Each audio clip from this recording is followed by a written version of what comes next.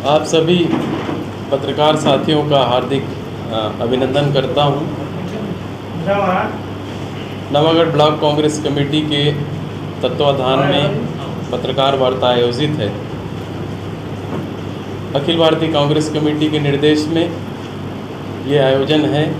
हमारी पार्टी ने महंगाई का हल्ला बोल अभी कार्यक्रम किया है। आप सभी को सबसे पहले तो पोला की बधाई, तीज की बधाई।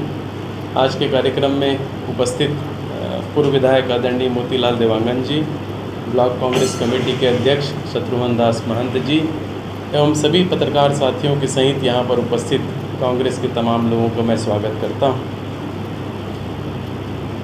पूरा भारतवर्ष महंगाई से त्रस्त है और महंगाई की हालत ऐसी है कि 2014 में जब हमारी यूपीए की सरकार थी और आज के डेट में 2022 में जब एनडीए की सरकार है, तो कई पदार्थों की मूल्य 100% से ऊपर बढ़ा है, जिसका प्रत्यक्ष उदाहरण में पेट्रोल डीजल की मूल्य 100 रुपये के ऊपर चला गया है। रसोई गैस जो पहले 400-450 मिलता था, आज 1100-1150 मिल रहा है। और जीएसटी का जो इन्होंने उपयोग किया है, तमाम प्रकार के खाद्य सामग्री में जीएसटी लगाकर गवर्नमेंट अतिरिक्त परेशान कर रही है। और जहाँ तक ज़्यादा गुस्सा तो तब आता है जब जीएसटी बच्चों की पेंसिल पर लगाया जाता है, जीएसटी अस्पताल के बिस्तर पर लगाया जाता है और जीएसटी मरघट पे लगाया जाता है। तो ऐसी व्यवस्था के विरोध में कांग्रेस पार्टी हमेशा पुरजोर आवाज़ उठाती रही है। उसी तारतम्य में पूरे देश में हम कार्यक्रम कर रहे हैं, जिसका समापन 4 तारीख को दिल्ली में होना है।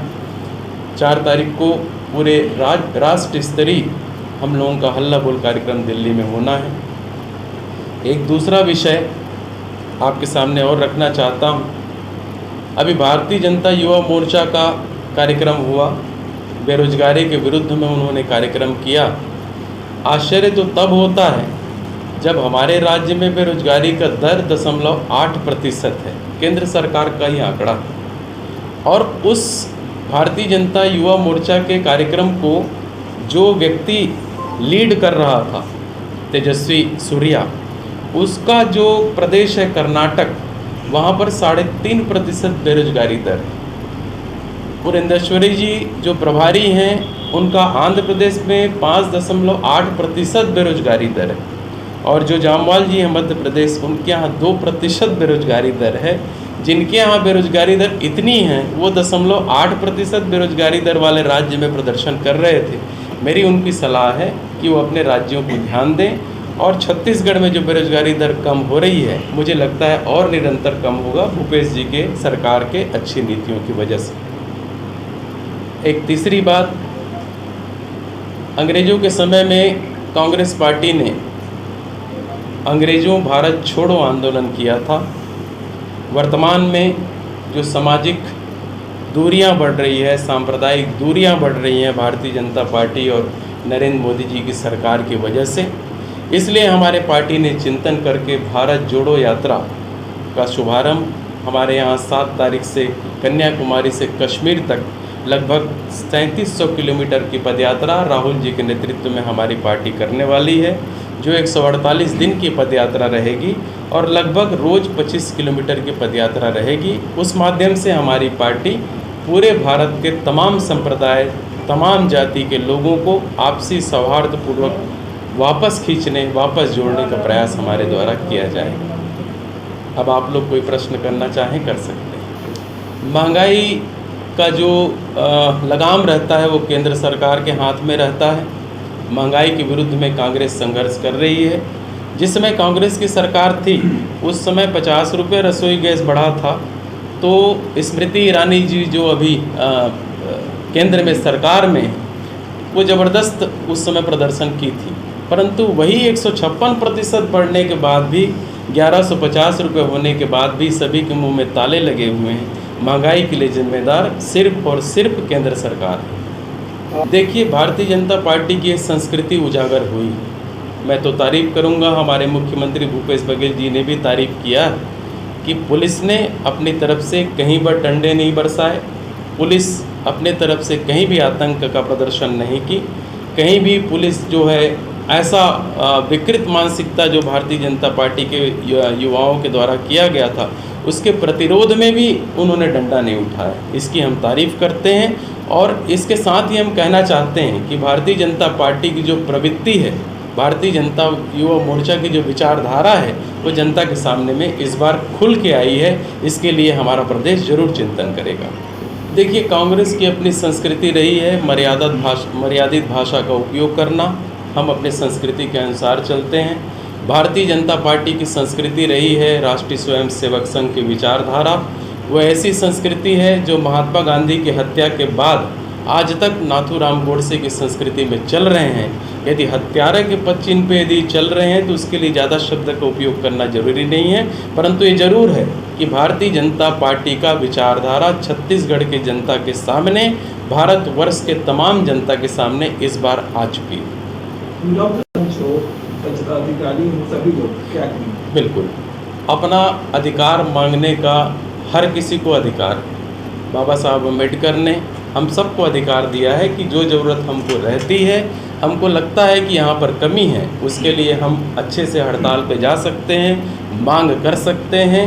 जो संघ अभी हड़ताल पे हैं, उनके हड़ताल की मांगों को हमारी सरकार चिंतन कर रही है, उनकी मांगों को हमारी सरकार परीक्षण करा रही है और उचित मांगों को हमारी सरकार ज़रूर उनको देगी। देखिए, महंगाई कम होनी चाहिए, ये कांग्रेस पार्टी का मांग है।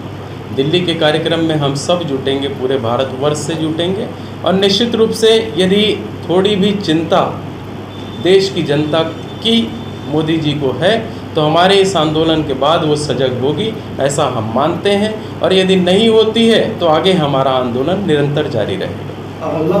देखिए, मोदी जी का आगमन कोई क्षेत्र की जनता के हित में आगमन नहीं, मोदी जी माफ़ करिएगा, अमित शाह जी का आगमन क्षेत्र की जनता के हित में नहीं है। अमित शाह जी का आगमन नरेंद्र मोदी जी के नाम से जो किताब छपा है उसको बेचने के लिए हो रहा है। केंद्र की सरकार के द्वारा हवाई अड्डों में, आपके अस्पतालों में, आपके लाइब्रेरी में, जितनी जगह लाइब्रेरी है, सभी जगह केंद्र की सरकार के द्वारा दबावपूर्वक मोदी जी की किताब को खरीदवाया जा रहा है। उस सिलसिले में वो यहाँ पर पहुँचे हैं, परंतु छत्तीसगढ़ी संस्कृति के अनुरूप आज तीजा का त्यौहार है, पोला का त्यौहार है, इसके लिए हमारे मुख्यमंत्री जी ने उनको न्योता भेजा है।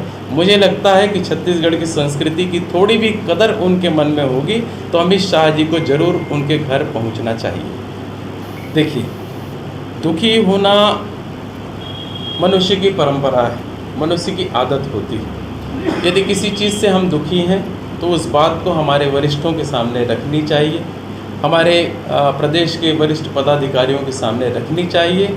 आपसी संवाद से लगभग सारी समस्याओं का हल होता है और हम लोगों का प्रयास रहेगा कि कोई भी कांग्रेस का कार्यकर्ता दुखी ना हो, कोई भी कांग्रेस का कार्यकर्ता परेशान ना हो।